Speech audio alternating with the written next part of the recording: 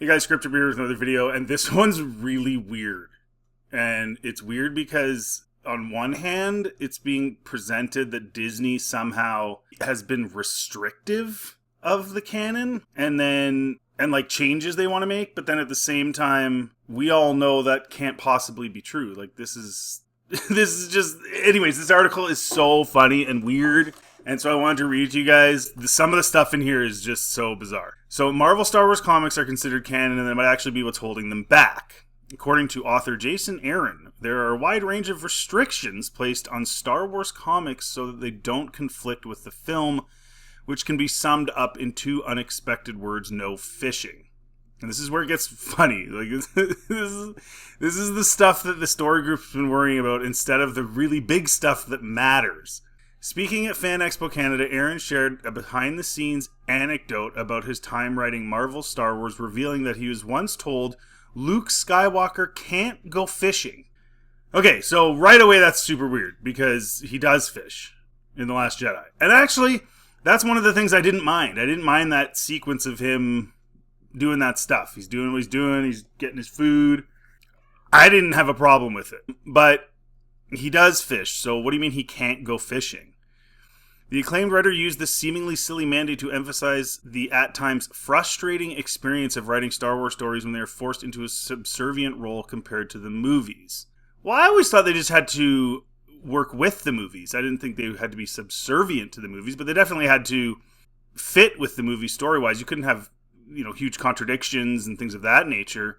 But that shouldn't even just be the movies. That should be everything. That's the whole point of the story group, is what I thought. Like you're keeping track of everything. So it shouldn't just be that the movies are the only thing that makes sense. Everything needs to make sense, right?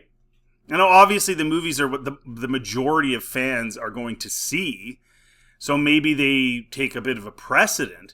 But in Disney canon, they don't at all. They contradict all types of stuff. So this is so bizarre. Disney's exhaustive rules for writing canon Star Wars stories highlight the core problem of the franchise's new era. Aaron's comments highlight the then and now divide in Star Wars canon. There's always been a hierarchy at play in which the Star Wars films take precedent over supplementary stories. Well, no, it's just that they have to fit with those movies. Like, say what you want about the prequels. The prequels did have a coherent story. Yes, there's some cringy stuff. Yes, there's some stuff that people find disappointing. I know a lot of people didn't like the Metachlorians and things of that nature. But those things didn't technically break canon. The story is cohesive. There's a few things in there you could argue do. Some people would say that does. I think that's more of a preference, though, in that they wanted the Force to remain the mysterious thing that it was, which I tend to agree with, but technically, that didn't technically break canon by adding that in. Because there's no mention of any of that in the OT. There's no mention that couldn't be a possibility. So in that sense, you can do it even if people don't like it, but you can do it. So the 6 films do form a cohesive story, albeit with criticism, sure. And so you just have to stick within those rules that have been established, which shouldn't be difficult. In the franchise's Disney era, this has become highly restrictive in a way that wasn't with the Legends era continuity. I am not understanding this at all, guys. Like, this is not the way it is. They just do all types of willy-nilly stuff. They do it in the comics and everything. I don't get it. Aaron helped launch Marvel's flagship Star Wars comic in 2015 and wrote it until 2017, meaning his tenure with the franchise coincided with the release of The Force Awakens and The Last Jedi. The author has elaborated on the limitations he was forced to navigate writing Star Wars, explaining, if he was really forced to go do stuff by the story group, it would have been nice if they had sort of put those same standards with the movies. Doing the comics, we were very much the low men on the totem pole, and it was, you can't do this because they're doing something in a movie that's similar. But they're not the same at all, though. I was told at one point, Luke Skywalker can't go fishing because he catches a fish at one point in The Last Jedi. And I was like, is that the only time he's ever going to go fishing? How did he learn to fish? But I think I got to do that in that issue, but it's frustrating stuff like that at times. Really, that's the issue? That he can't go fishing? You can't figure that out? That should be pretty easy to figure out something else to do.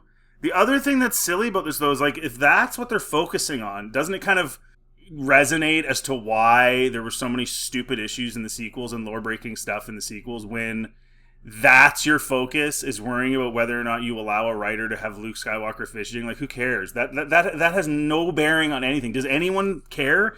Would anyone be like, oh, well, he fished in that comic book. Oh, and he fished in The Last Jedi, so I have a problem with that? Is that honestly what they were worrying about? Because there's a ton of stuff in the sequels that is lore-breaking. What the heck? And he was writing at the time when they were making those movies. So where is your focus, folks? Effectively, he's describing a corporate conception of canon gone awry. The creators of pre-2014 Star Wars comics and movies didn't have 100% freedom, at least when it came to major characters like Luke, Leia, and Han, but they certainly operated with a far greater degree of creative liberty. Jason Aaron's Luke Skywalker Can't Fish story makes it clear that Marvel's Star Wars faces more canon micromanagement than ever before. Again, that just flies in the face of everything Disney's done. Literally everything. What is going on? And I mean, I do agree to an extent that the people who were doing EU comics, there's quite a few liberties taken. There are. And there's definitely stuff in there that you could make the argument doesn't work with the films. But the idea that Disney's been trying to keep it, you know, real good and not, like, are you joking? They had to write a whole comics, like, okay, I talked about this in my video like a week ago when we were talking about Exegol. They put in the Vader comics that Vader knew about this massive fleet. He saw it and knew that he was cloning. They had to pigeonhole that in. They had to fill that in because they didn't deal with it in the movies. But then that just creates a whole can of worms because it's like, dude, why don't we just take this massive fleet and just go take over? What are we waiting for? What's the problem here? These are planet-destroying Star Destroyers, and we're standing around looking at them. Like, in the comic, you see him looking at them. And they waited until they were getting attacked when they could have just done this and there would have been no resistance. And then they exposed themselves with the First Order. Why don't you just take your ships and go take over, right? Like, so it just creates these huge problems. So this idea that the comics are being micromanaged, I mean, if they are, they're being micromanaged in literally the dumbest way. Luke can't go fishing. Like, what? Let's micromanage properly. It's just... And I mean, maybe that's just their way of feeling like they're doing something. And yeah, they are spending so much time in these comic books trying to explain how terrible the sequels were, that in certain aspects they just don't have a choice. But then it was like, well, where were you guys when you made the sequels then? Like, where was everybody when they were making these ridiculous decisions? Like, did Rian Johnson just have the ability to do whatever he wanted with no oversight at all? Was JJ in the same boat, but then these other people doing these comics can't put Luke fishing? Like, is that... Where's the continuity? Like, where's the consistency there? That's really weird. Disney-era Star Wars needs to focus on making every piece matter rather than protecting the movies. Well, the movies the comics are being used to explain the stupid movies, so it's not protecting the movies. In the Legends era of Star Wars, especially when the prequel trilogy was being released, creators operated with the understanding that the movies, and specifically George Lucas, could override their contributions to canon. Otherwise, there was a broad autonomy to contribute to Star Wars lore, so long as it didn't overtly contradict existing sources, especially the films. In other words, Disney is actually more protective of its Star Wars canon than Lucas was, but it seems this is actually to... No, it's not! It's not even remotely. It never has been. And even in the EU, like, you know, I've talked about this before. A lot of times when people think that George Lucas authorized things, it wasn't even him directly. Most of the time, you were phoning Lucasfilm and you got one of his underlings because he didn't have time to talk about every little thing all the time. And I also would contest and say that authorization is not approval. Authorization is not approval. Because we know that he didn't want Palpatine coming back. He said that there's no Mara Jade. Publicly said that in an interview. So he authorized those things, or his underlings authorized those things, but that doesn't mean they accepted those things. And that also happens after the original trilogy when we had no sequels and no nothing. So those things kind of work in that space. But they definitely wouldn't have been part of George Lucas's sequel trilogy. We know that. We know that for a fact, that those things wouldn't have been part of it. So, there's two sides to that. But the idea that Disney is somehow more tightly plotting the canon is just ridiculous. If Disney really wants to craft a cohesive canon, it needs to ensure all pieces fit together. That means worrying less about comics clashing with the films and more about focusing on producing movies, comics, novels, and even video games that all function as part of the larger Star Wars puzzle being pieced together. Well, yeah, they all should piece together. That's the whole point. But this idea that Disney is worrying about canon, are you nuts? The Holdo maneuver.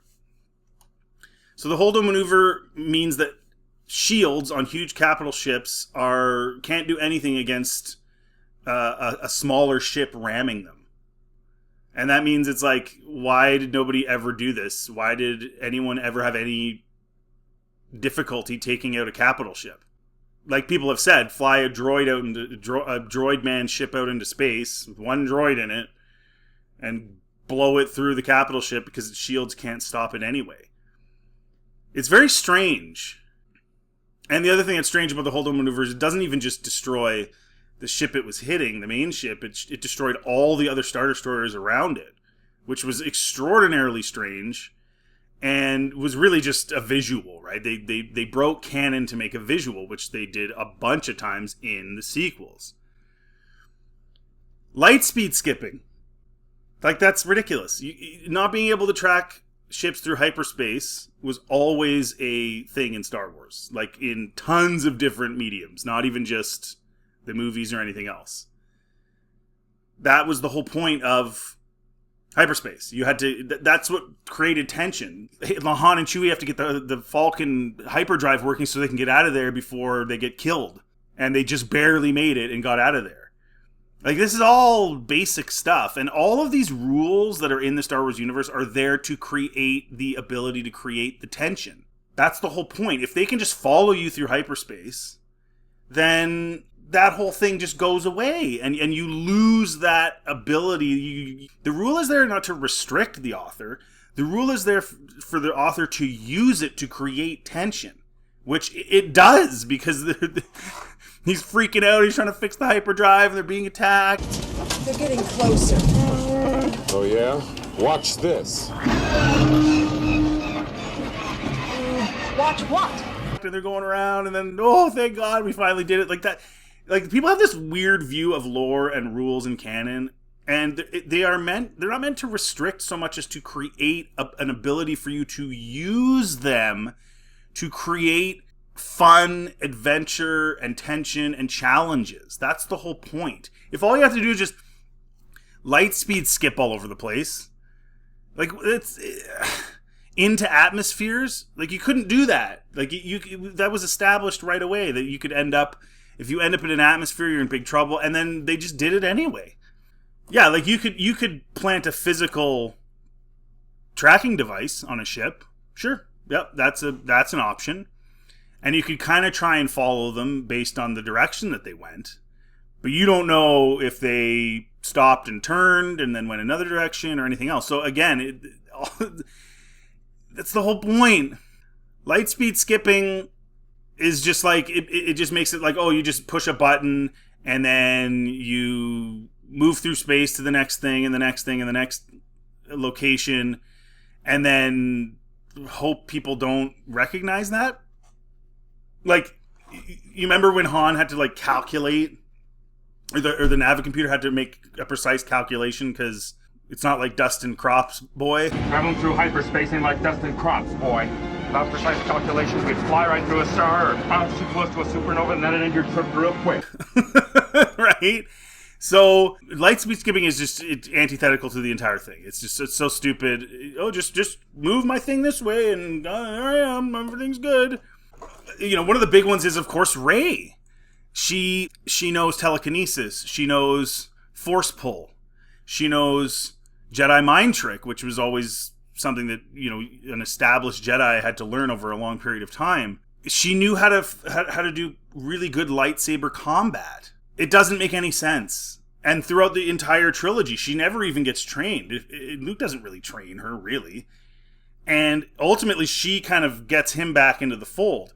That's a huge lore-breaking thing.